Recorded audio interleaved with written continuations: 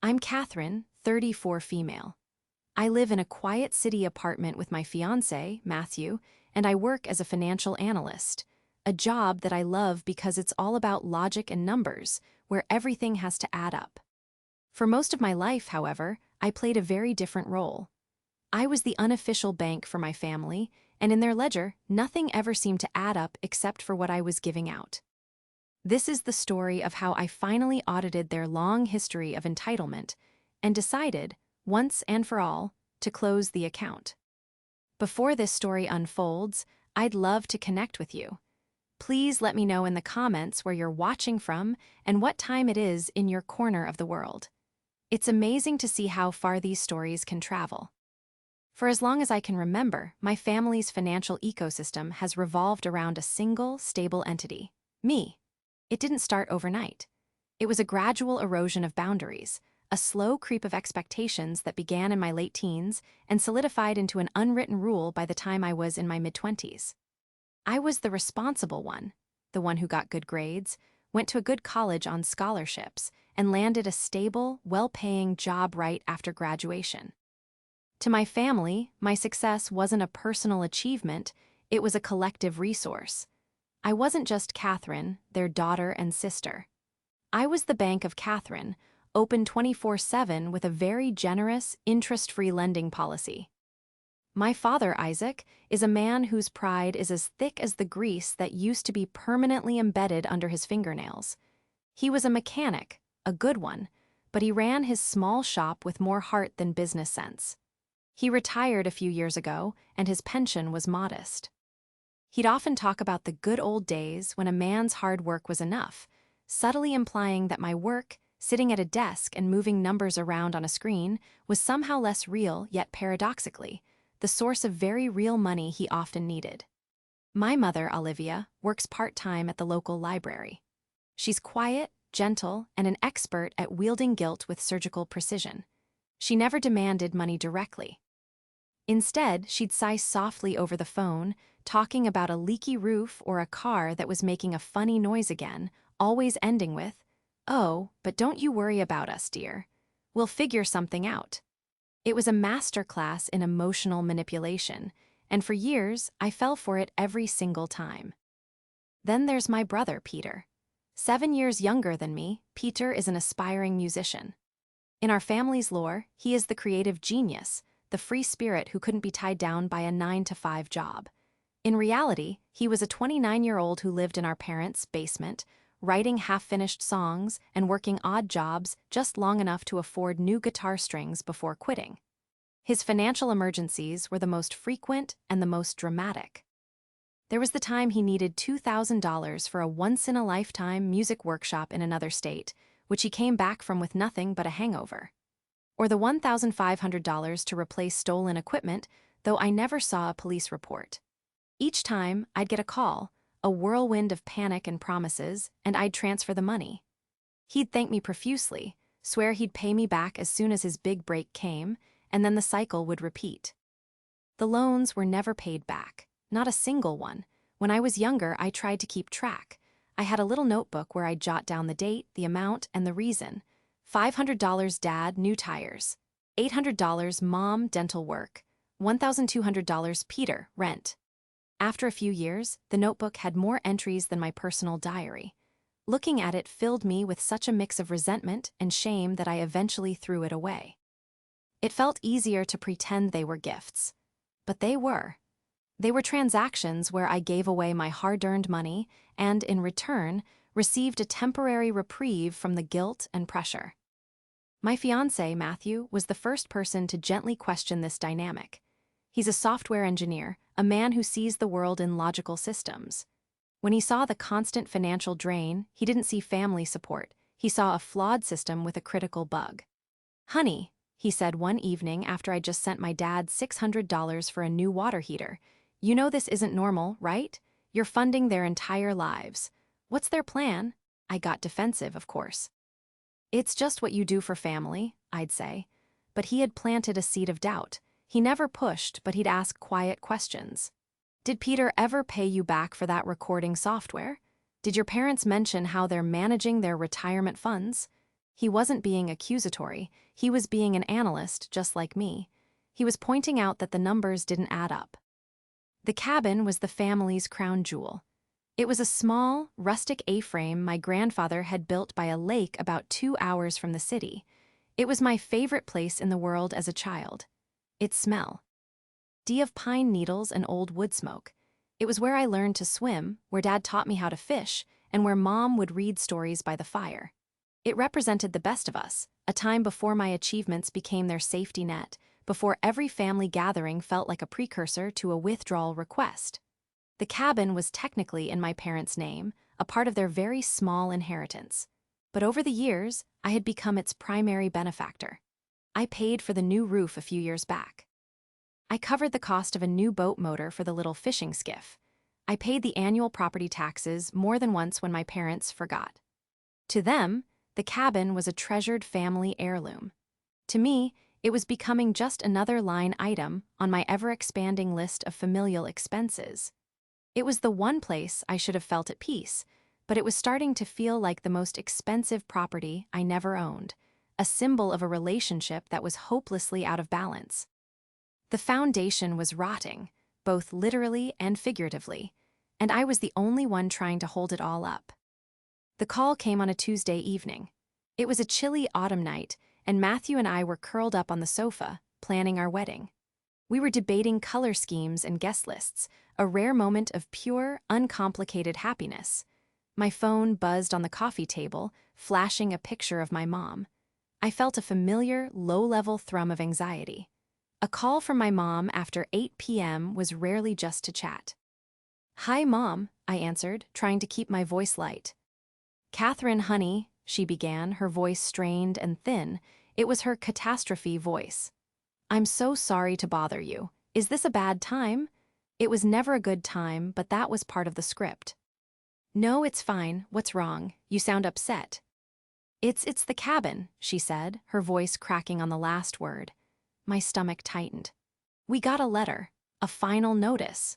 The bank, they made a mistake with our mortgage years ago, and now there's this balloon payment. We owe them $20,000, Catherine. We have to pay it in 30 days or they're going to foreclose. We're going to lose the cabin." The line went silent, but I could hear her shaky breaths. $20,000. The number hung in the air, so large and specific it sounded absurd. I pictured the cabin, the sun setting over the lake, the sound of loons in the morning. The thought of it being taken away, sold off to strangers, sent a genuine pang of grief through me. That was her genius.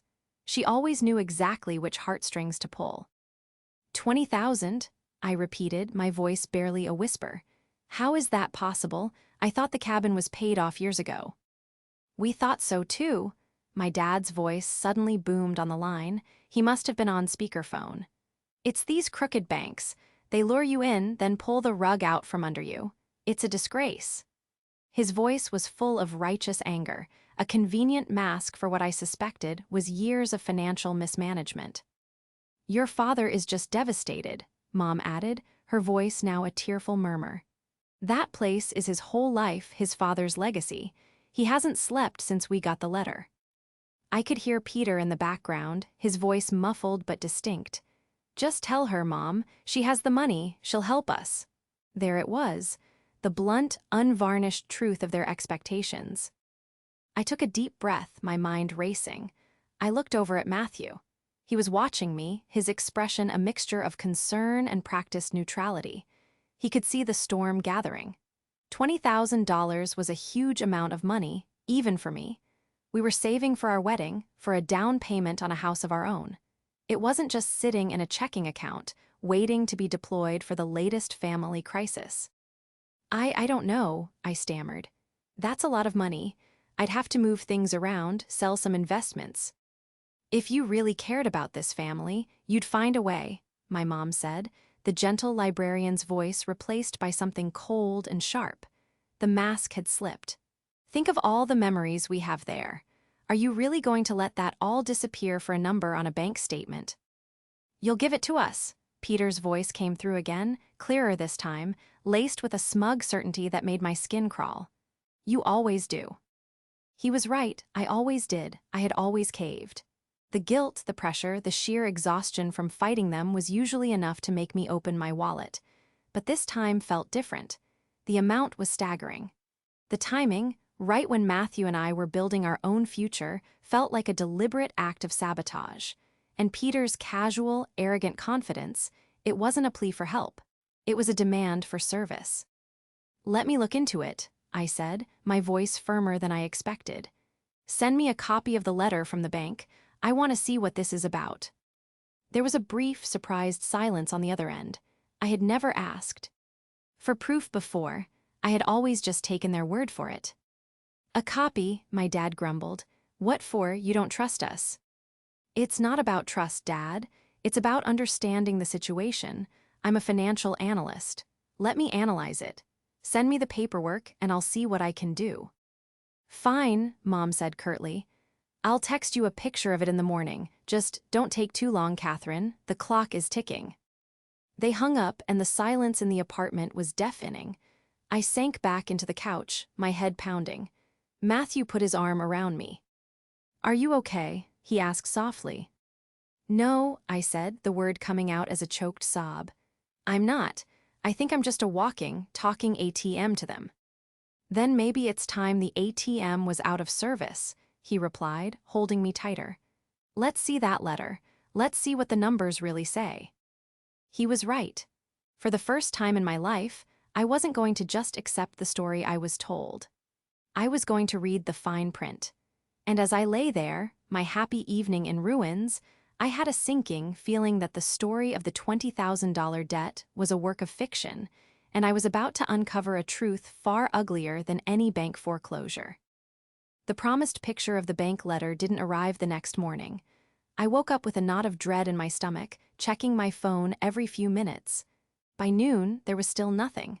I texted my mom, "Hey, just waiting on that picture of the letter when you have a chance." An hour later, she replied, "Sorry, honey, your father misplaced it. He's turning the house upside down looking for it. It's so stressful." Misplaced it. A final notice for a $20,000 debt that would cost them their most prized possession, and they had misplaced it. It was such a flimsy excuse that it was almost insulting. This was my first major red flag. In my world, a document like that would be kept in a fireproof safe, not lost in a pile of mail. I decided to do some preliminary digging on my own. I still had the property tax documents I'd paid for them 2 years ago, so I had the cabin's parcel number. Most county property records are public information, searchable online. I logged into the county assessor's website, my heart pounding a little. I typed in the number and waited for the page to load. The record came up instantly. It showed the property owners, Isaac and Olivia, the assessed value, and the tax history. I clicked on the tax history tab. Paid in full. In fact, they were paid up for the entire year, so it wasn't a tax lien. Next, I looked for mortgage information. The records showed the original mortgage, taken out 30 years ago, and a satisfaction of mortgage document filed and recorded 8 years ago. That meant the original loan was, as I'd always believed, paid off. There were no other liens or loans listed against the property. According to the official public record, the cabin was owned free and clear. There was no mortgage to foreclose on. I leaned back in my chair, a cold, calm certainty washing over me. They were lying. There was no balloon payment. There was no bank error. There was no threat of foreclosure. The entire story was a fabrication, a carefully crafted piece of theater designed to extract $20,000 from me. The question was, why? What did they really need the money for? A few days passed in a strange limbo. I didn't confront them with what I'd found. I wanted more information. I played along, texting my mom to ask if they'd found the letter yet. Each time, she had a new excuse. "Your father thinks he might have shredded it by accident. Can you believe it?" Or, "We called the bank, but they have us on hold for hours. They're giving us the runaround." It was a masterclass in deflection. The second crack in their story came from an unexpected source. My aunt, my dad's sister. I called her under the pretense of asking for an old family recipe. We chatted for a bit, and then I casually brought up the cabin. "I was just thinking about the cabin the other day," I said, trying to sound wistful. "Mom and Dad are so worried about keeping it up. "Oh, keeping it up is the least of their worries," she said with a sigh. "Your father just bought himself that brand new pickup truck. I don't know how they're affording it on their retirement, but he's proud as a peacock. Said he was tired of driving that old clunker." A brand new pickup truck. I felt the air leave my lungs. A new truck? When did this happen? "Just last week," she said. "He brought it over to show us. It's one of those big ones, fully loaded, must have cost a fortune." A fortune? Maybe, say, the price of a hefty down payment? The pieces were starting to click into place, forming a picture of breathtaking deceit. They weren't about to lose something, they had already gained something. They had bought a luxury item they couldn't afford and had invented a crisis to have me pay for it. But it was Peter who delivered the final, damning piece of evide. NCE, he posted a picture on his private social media account. It was a picture of him, grinning, holding up a brand new, top-of-the-line electric guitar and a massive amplifier. The caption read, "New gear for the new album, big things coming soon. Thanks to the family for believing in the dream." The picture was geotagged. He was at a music store in the city. I knew the store. They specialized in high-end, professional equipment. The gear in that photo, I estimated, cost at least $5,000 to $7,000. I felt a surge of white-hot anger. It was my money. My money, earned through 60-hour work weeks and careful budgeting, was funding my brother's fantasy life while he lived rent-free in my parents' basement. The truck was for my dad's pride, the guitar was for my brother's hobby, and the lie about the cabin was the tool to make me pay for it all. The lie wasn't just about the money anymore. It was about the complete and utter lack of respect they had for me. They saw me not as a person, but as a resource, an obstacle to be manipulated. They had leveraged my deepest emotional attachment, my love for the cabin and the memories it held, and twisted it into a weapon against me. They weren't just asking for a loan, they were committing emotional blackmail on a grand scale. That night, I told Matthew everything. I laid out the evidence, the clear property records, the new truck, the expensive music equipment. He listened patiently, his expression hardening with each detail. "I can't believe this," I whispered, the anger now giving way to a profound sadness. "How could they do this to me?" "Because you've always let them," he said, not unkindly. "You've been so generous for so long that they've forgotten where their responsibilities end and your kindness begins. They see your money as their money. This isn't a mistake, Catherine. This is their system, working as intended."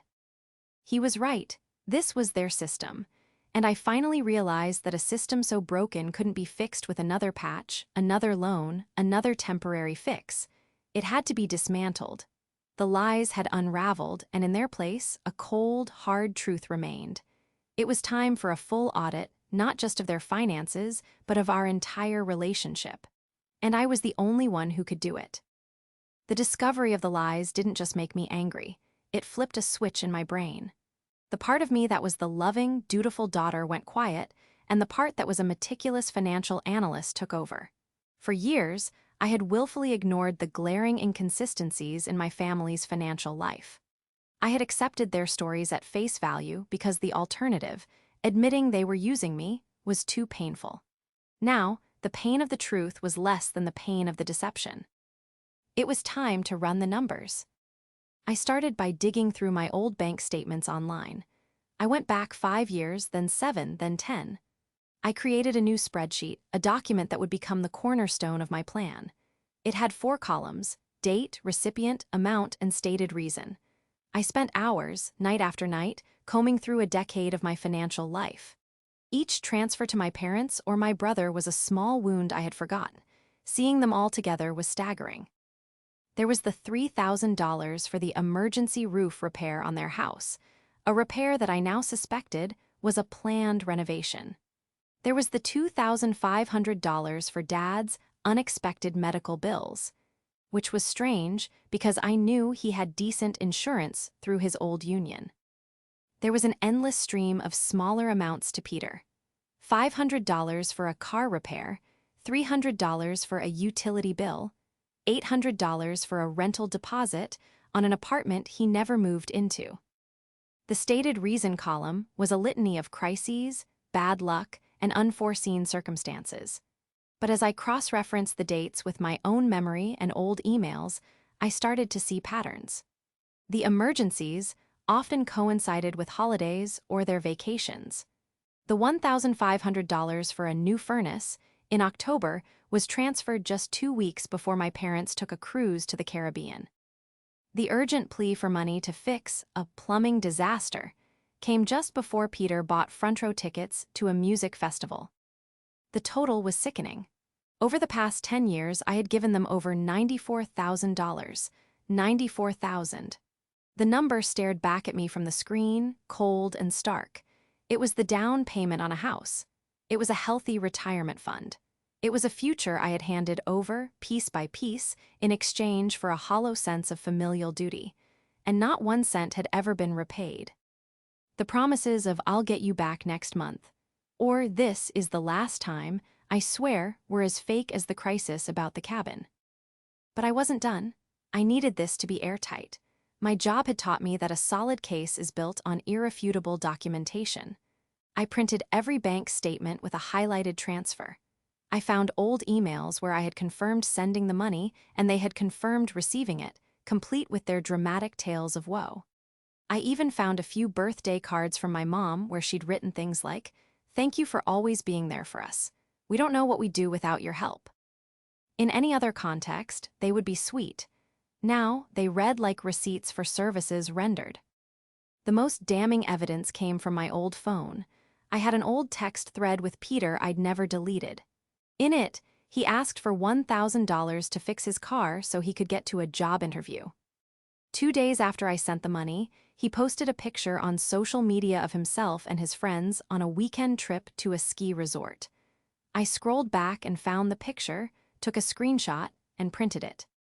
I did the same for 3 other instances, matching his pleas for cash with his subsequent recreational spending. I compiled everything into a single, thick folder. On the front, I affixed a label, "The Isaac and Olivia Family Fund, a 10-year audit." It felt cold and corporate, and that was exactly the point. They had treated our relationship like a business transaction for years, with me as the sole investor and them as the non-performing asset. It was time for a shareholder meeting. Matthew watched me work, a quiet and constant source of support. He didn't fuel my anger, but he validated my resolve. He'd bring me coffee as I worked late into the night, sitting beside me in silence as I sifted through years of financial debris. "Are you sure you want to do this?" he asked one night, looking at the formidable stack of paper on our dining table. "This is going to be explosive." "I know," I said, my voice steady. "But if I don't, this will be my life forever. Every bonus I get, every promotion, will just mean a bigger crisis from them. We'll never be able to build our own life because I'll always be renovating theirs. This isn't just about the $20,000 anymore. It's about the next 20 years. He nodded, understanding completely. "What's the final step?" "The final step," I said, closing the folder, "is a dinner invitation. I'm going to invite them over this weekend. I'll tell them I've made a decision about the cabin." My plan was no longer just about saying no. A simple no would be met with arguments, guilt, and emotional warfare. They would wear me down as they always had. No, this required a different strategy. I wasn't going to just decline their request. I was going to present my findings. I was going to show them the numbers, the patterns, the lies. I was going to give them a full, detailed accounting of their decade of deception. The Bank of Catherine wasn't just closing a withdrawal request. It was liquidating all assets and shutting its doors for good. The audit was complete. All that was left was the final presentation. With audit complete and the evidence compiled, the next phase was about strategy. I couldn't just walk into a room and start yelling. My family, particularly my mother, were masters of derailing logical arguments with emotional outbursts. If I showed anger, they would label me as hysterical. If I showed hurt, they would call me overly sensitive. My only weapon was the one they never expected me to use: cold, hard, dispassionate logic. The same skill set I used to analyze corporate balance sheets, I would now apply to my own family. My plan needed a setting. It had to be on my turf, a neutral ground where I controlled the environment. Our apartment was perfect. It was a space they associated with my success, a place that subtly reminded them of the life I had built for myself, separate from them. I decided on a Saturday evening dinner. It was civilized. It was disarming. They would arrive expecting a negotiation, assuming their usual tactics of guilt and pressure would eventually lead to my capitulation. They would be walking into an ambush, cloaked in hospitality. I called my mom to extend the invitation. "Hi, Mom," I said, my voice deliberately cheerful. "Matthew and I would love to have you, Dad, and Peter over for dinner on Saturday. We can talk about the cabin situation then. I've had some time to think about it." "Oh, that's wonderful, dear," she chirped, the relief in her voice palpable. She clearly interpreted this as a sign of my imminent surrender. "We'd love to. What time?" We set the time, and I hung up, a strange sense of calm settling over me. The decision had been made. The plan was in motion. There was no more anxiety, no more wavering. There was only the quiet hum of purpose. I spent the next 2 days preparing not just the meal, but my presentation. Matthew and I role-played the conversation. He played the parts of my father, mother, and brother, mimicking their tactics with unnerving accuracy. He threw their greatest hits at me, the angry accusations from Isaac, the tearful guilt trips from Olivia, and the entitled whining from Peter. It was emotionally draining, but it was necessary. It was like a stress test for my resolve. With each practice run, my arguments became sharper, my voice steadier, and my emotional armor thicker. The centerpiece of my plan was the folder, the audit. But I needed something more, a final document that would serve as the conclusion of my presentation. I wasn't just closing the bank, I was issuing a final statement. I sat down at my computer and began to type. I titled the document Loan Reconciliation and Future Financial Policy. It sounded like something from a corporate HR department, and that was intentional. The document had 2 parts. Part 1 was a summary of the spreadsheet. It listed the grand total, $94, $750, and broke it down by recipient. $41,200 to Isaac and Olivia, and $53,550 to Peter. It stated, in clear and unambiguous terms, that this amount was considered a debt, as it was given under the promise of repayment. I then attached a promissory note, a legally formatted document, for the full amount. It outlined a repayment plan, a symbolic $100 a month, not because I ever expected to see the money, but to legally reframe the decade of gifts as the loans they were purported to be. It was a move to reclaim the narrative. Part 2 was the future financial policy. It was a single, powerful paragraph. It stated that, effective immediately, I would no longer be providing any form of non-emergency financial support to my parents or my brother. All requests for money, co-signing of loans, or payment of bills would be politely declined. It defined emergency in the strictest possible terms, a life-threatening medical situation not covered by insurance. It clarified that job loss, car trouble, poor planning, or discretionary purchases did not constitute an emergency. It was a declaration of independence, a constitution for a new, healthier relationship with firm and immovable boundaries. I printed 3 copies of the document and 3 copies of the promissory note. I placed them in 3 separate manila envelopes.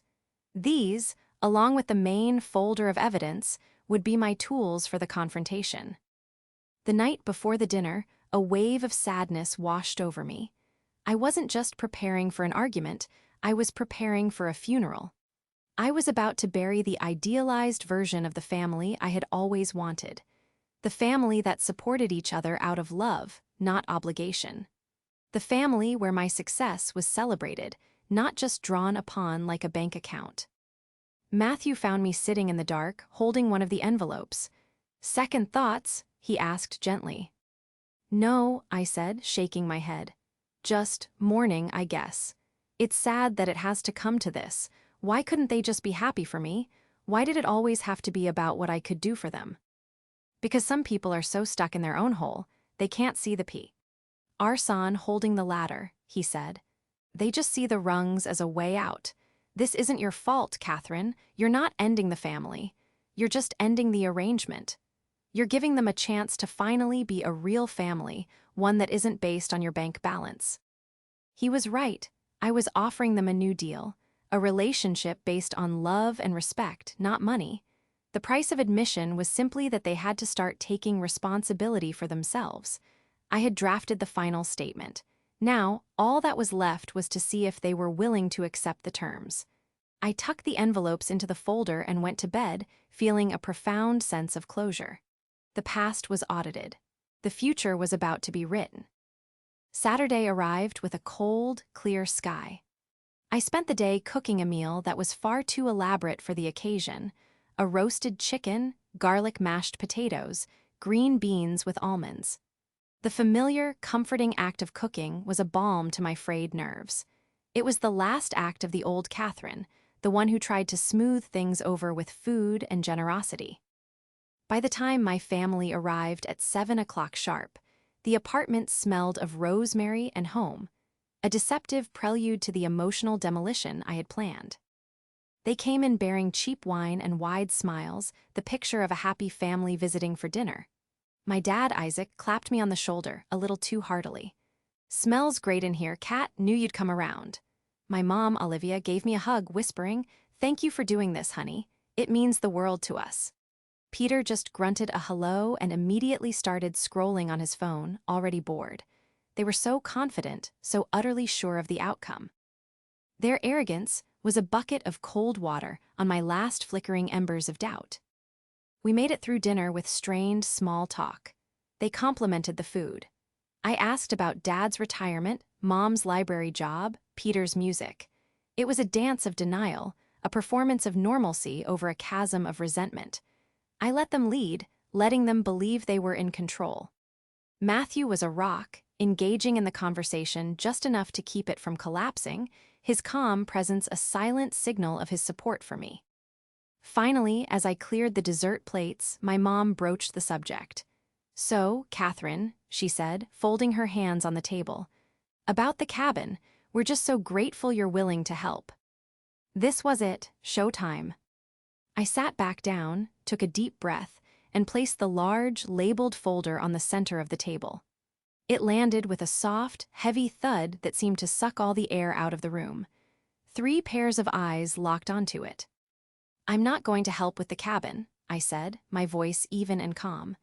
"Because there's nothing wrong with the cabin.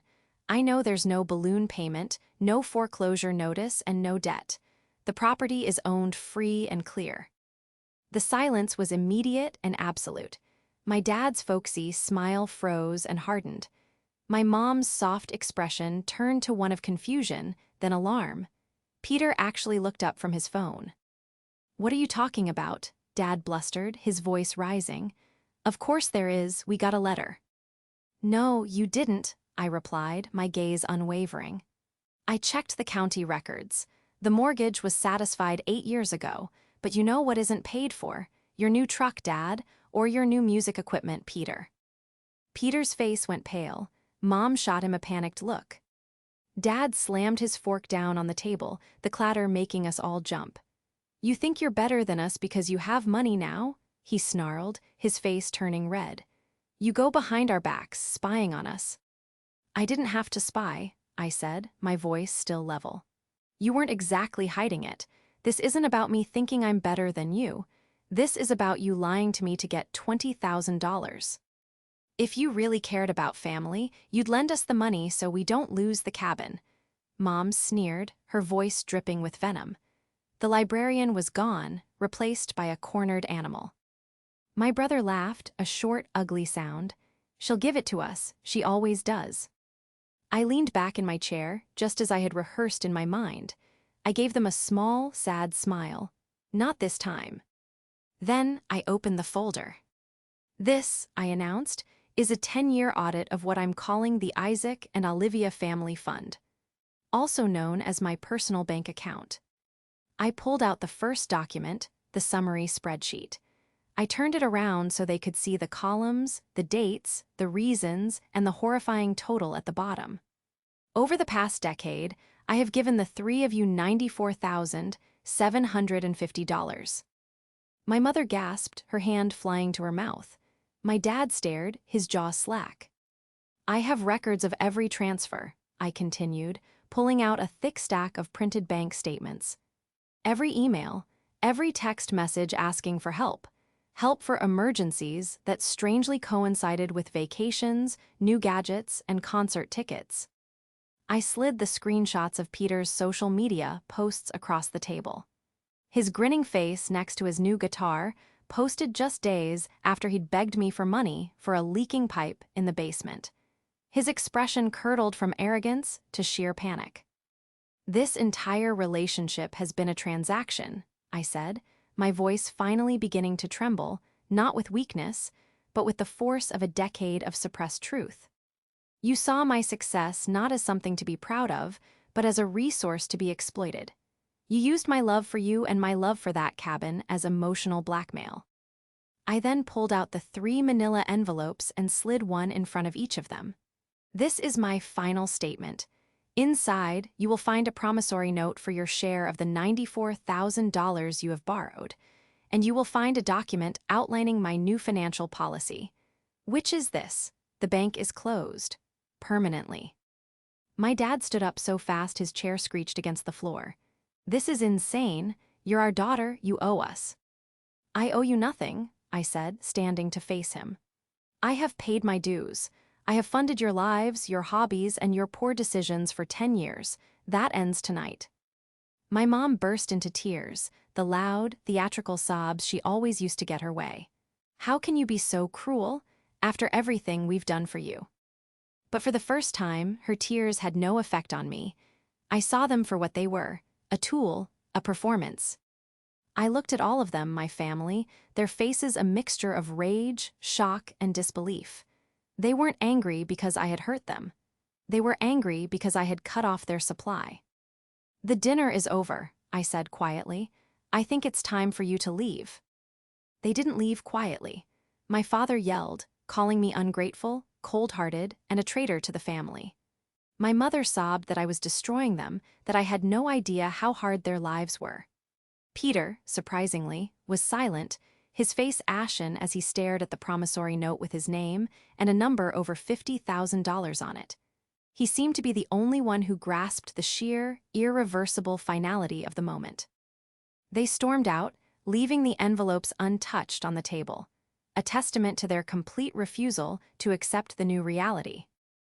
The moment the door slammed shut, the adrenaline that had been coursing through my veins vanished, leaving me shaky and exhausted. I sank onto a chair, burying my face in my hands. Matthew was there instantly, his arms wrapping around me. I didn't cry. I felt strangely hollow, as if I had just completed a painful but necessary surgery. I had amputated a toxic part of my life, and while the wound was fresh, I knew it was the only way to stop the poison from spreading. The days that followed were a barrage of emotional warfare. My mother left long, rambling voicemails, alternating between tearful pleas and bitter accusations. My father sent terse, angry texts demanding an apology. They tried to recruit other family members, but when my aunt called, I calmly explained the situation, and to my surprise, she said, "It's about time someone stood up to them." It turned out, I wasn't the only one they had tried to take advantage of. I was just the most successful target. Peter was the only one who tried a different approach. He showed up at my apartment a week later, looking haggard. He didn't yell. He tried to, peel to our shared history, talking about our childhood, about the cabin. He apologized, sort of. "I know we shouldn't have lied," he said, "but we were desperate. You don't know what it's like to want something so bad, to have a dream, and not have the money to make it happen."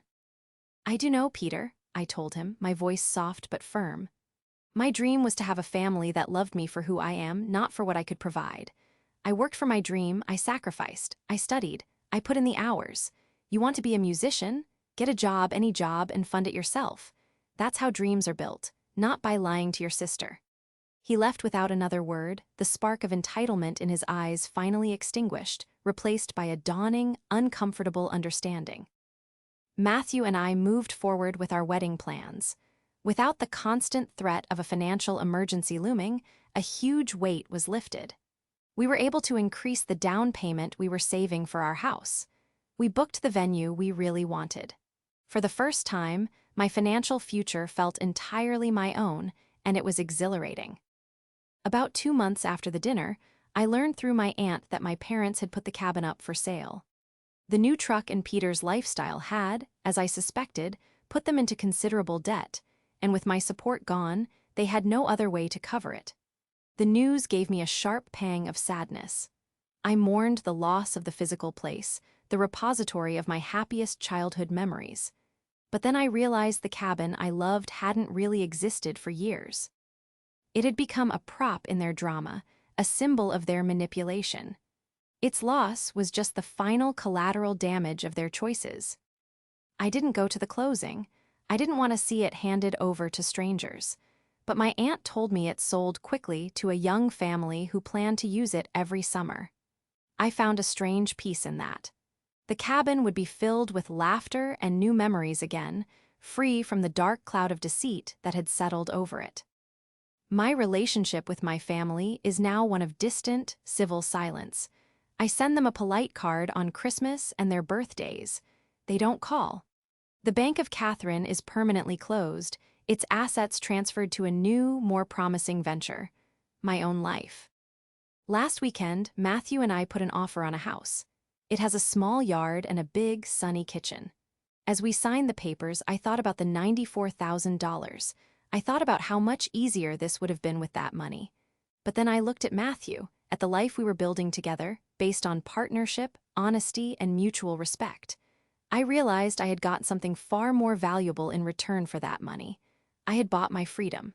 I had purchased my peace of mind. And that was an investment with a return that you could never put a number on.